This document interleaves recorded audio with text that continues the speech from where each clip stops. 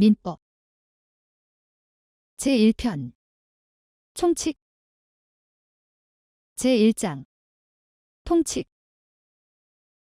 제1조 법원 민사에 관하여 법률의 규정이 없으면 관습법에 의하고 관습법이 없으면 조리에 의한다. 제2조 신의성실 제1항 권리의 행사와 의무의 이행은 신의에 조차 성실히 하여야 한다. 제2항 권리는 남용하지 못한다. 제2장 인 제1절 능력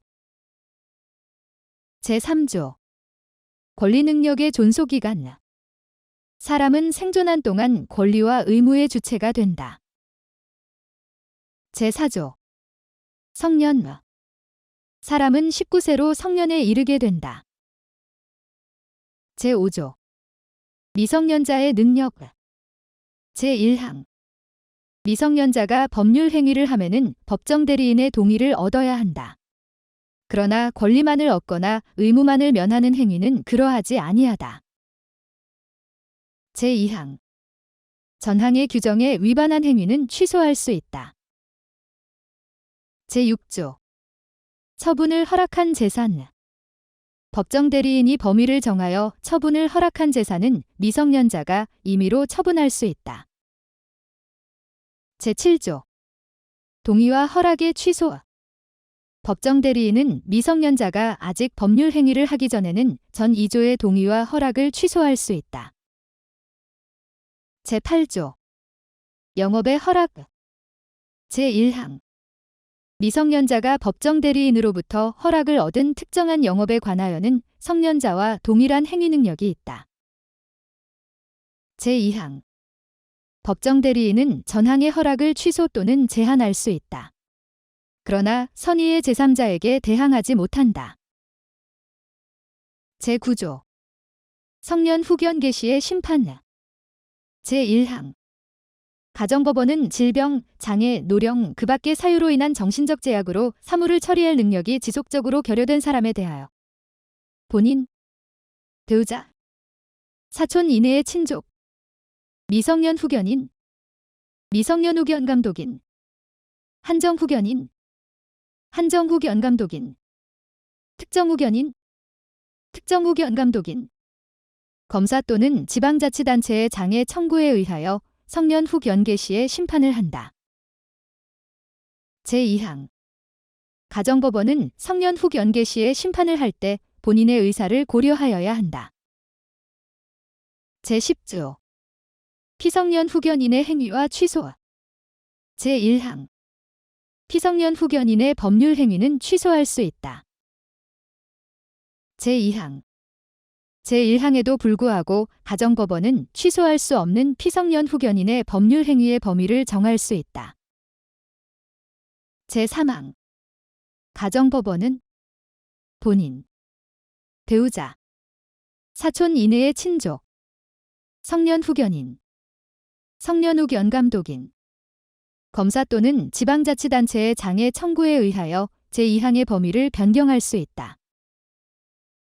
제4항 제1항에도 불구하고 일용품의 구입 등 일상생활에 필요하고 그 대가가 과도하지 아니한 법률 행위는 성년 후견인이 취소할 수 없다. 제11조 성년 후견 종료의 심판 성년 후견 개시의 원인이 소멸된 경우에는 가정법원은 본인, 배우자, 사촌 이내의 친족, 성년 후견인, 성년 후견 감독인, 검사 또는 지방자치단체의 장애 청구에 의하여 성년 후견 종료의 심판을 한다.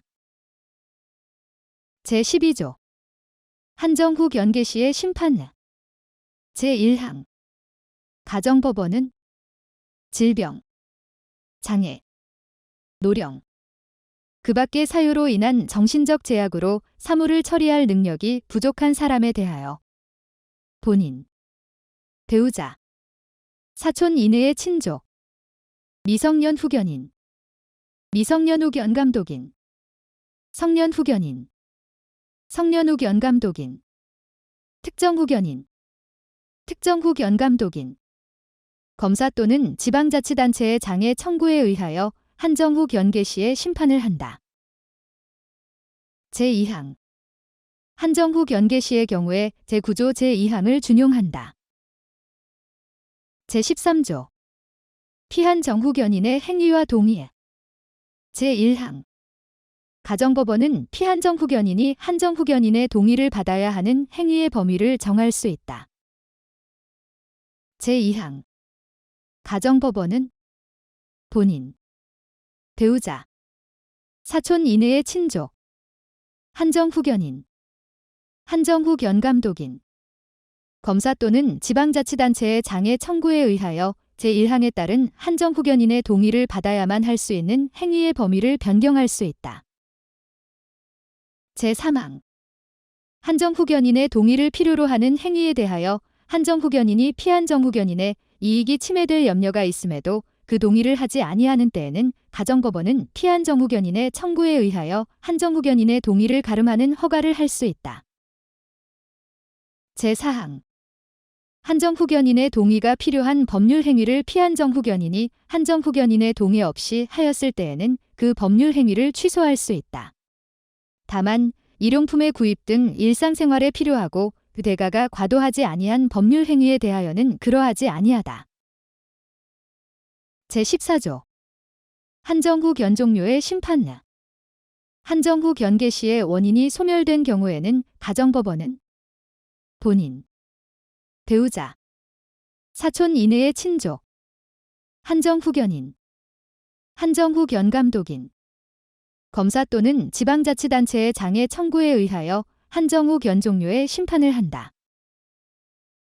제14조의 2 특정 후 견의 심판 제1항 가정법원은 질병, 장애, 노령, 그 밖의 사유로 인한 정신적 제약으로 일시적 후원 또는 특정한 사무에 관한 후원이 필요한 사람에 대하여 본인, 배우자, 사촌 이내의 친족, 미성년 후 견인, 미성년 후 견감독인, 검사 또는 지방자치단체의 장애 청구에 의하여 특정 후 견의 심판을 한다. 제2항 특정 후 견은 본인의 의사에 반하여 할 수 없다. 제3항 특정 후 견의 심판을 하는 경우에는 특정 후 견의 기간 또는 사무의 범위를 정하여야 한다. 제14조의 3 심판 사이의 관계 제1항 가정법원이 피한정 후 견인 또는 피특정 후 견인에 대하여 성년 후 견개 시에 심판을 할 때에는 종전의 한정 후 견 또는 특정 후 견의 종료 심판을 한다. 제2항 가정법원이 피성년 후 견인 또는 피특정 후 견인에 대하여 한정 후 견개 시에 심판을 할 때에는 종전의 성년 후 견 또는 특정 후 견의 종료 심판을 한다. 제15조 제한 능력자의 상대방의 확답을 촉구할 권리 제1항 제한 능력자의 상대방은 제한 능력자가 능력자가 된 후에 그에게 한 개월 이상의 기간을 정하여 취소할 수 있는 행위를 추인할 것인지 여부의 확답을 촉구할 수 있다. 능력자로 된 사람이 그 기간 내에 확답을 발송하지 아니하면 그 행위를 추인한 것으로 본다. 제2항 제한 능력자가 아직 능력자가 되지 못한 경우에는 그의 법정 대리인에게 제1항의 촉구를 할 수 있고 법정 대리인이 그 정하여진 기간 내에 확답을 발송하지 아니한 경우에는 그 행위를 추인한 것으로 본다. 제3항 특별한 절차가 필요한 행위는 그 정하여진 기간 내에 절차를 밟은 확답을 발송하지 아니하면 취소한 것으로 본다. 제16조 제한 능력자의 상대방의 철회권과 거절권 제1항 제한 능력자가 맺은 계약은 추인이 있을 때까지 상대방이 그 의사표시를 철회할 수 있다. 다만 상대방이 계약 당시에 제한 능력자임을 알았을 경우에는 그러하지 아니하다. 제2항 제한 능력자의 단독 행위는 추인이 있을 때까지 상대방이 거절할 수 있다. 제3항 제1항의 철회나 제2항의 거절의 의사표시는 제한 능력자에게도 할 수 있다. 제17조 제한 능력자의 속임수 제1항 제한능력자가 속임수로서 자기를 능력자로 믿게 한 경우에는 그 행위를 취소할 수 없다. 제2항 미성년자나 피한정 후견인이 속임수로서 법정 대리인의 동의가 있는 것으로 믿게 한 경우에도 제1항과 같다. 제2절 주소 제18조 주소 제1항 생활에 근거되는 곳을 주소로 한다. 제2항 주소는 동시에 두 곳 이상 있을 수 있다. 제19조 거소 주소를 알 수 없으면 거소를 주소로 본다. 제20조 거소 국내에 주소 없는 자에 대하여는 국내에 있는 거소를 주소로 본다. 제21조 가주소 어느 행위에 있어서 가주소를 정한 때에는 그 행위에 관하여는 이를 주소로 본다. 제3절 부재와 실종 제22조 부재자의 재산의 관리 제1항 종래의 주소나 거소를 떠난 자가 재산관리인을 정하지 아니한 때에는 법원은 이해관계인이나 검사의 청구에 의하여 재산관리에 관하여 필요한 처분을 명하여야 한다. 본인의 부재 중 재산관리인의 권한이 소멸한 때에도 같다. 제2항 본인이 그 후에 재산관리인을 정한 때에는 법원은 본인, 재산관리인, 이해관계인 또는 검사의 청구에 의하여 전항의 명령을 취소하여야 한다. 제23조 관리인의 개임 부재자가 재산관리인을 정한 경우에 부재자의 생사가 분명하지 아니한 때에는 법원은 재산관리인, 이해관계인 또는 검사의 청구에 의하여 재산관리인을 개임할 수 있다. 제24조 관리인의 직무 제1항 법원이 선임한 재산관리인은 관리할 재산 목록을 작성하여야 한다.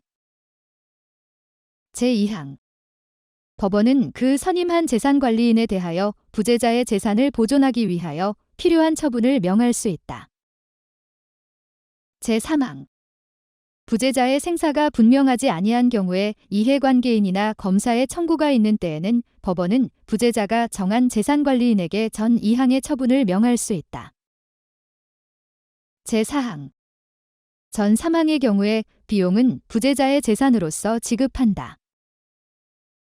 제25조 관리인의 권한 법원이 선임한 재산관리인이 118조에 규정한 권한을 넘는 행위를 하면은 법원의 허가를 얻어야 한다. 부재자의 생사가 분명하지 아니한 경우에 부재자가 정한 재산관리인이 권한을 넘는 행위를 할 때에도 같다. 제26조 관리인의 담보 제공 보수 제1항 법원은 그 선임한 재산관리인으로 하여금 재산의 관리 및 반환에 관하여 상당한 담보를 제공하게 할 수 있다. 제2항 법원은 그 선임한 재산관리인에 대하여 부재자의 재산으로 상당한 보수를 지급할 수 있다.